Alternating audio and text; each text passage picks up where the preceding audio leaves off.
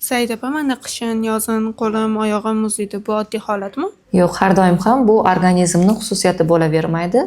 Ko'p holatlarda bu qaysidir kasalliklarning sababchisi bo'ladi. Men sizga eng ko'p uchraydigan 5 ta sababini keltiraman. Birinchisi tomirlar spazmi, kamqonlik, ya'ni anemiya. Keyingisi qalqonsimon bezning yetishmasligi, kuchli stresslar, doimiy uyqusizlik va eng oxirgisi nerv tizimidagi buzilishlar sababli kelib chiqadi. Endi bu holatda nima qilsam bo'ladi?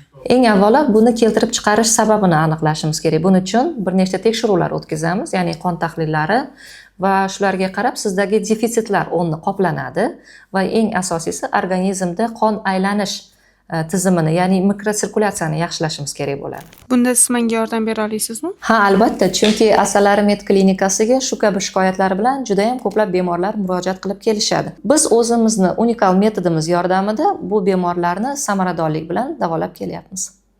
Agar sizda ham shunday shikoyatlar bo'lsa, hech ikkilanmasdan Asalari klinikasiga murojaat qiling.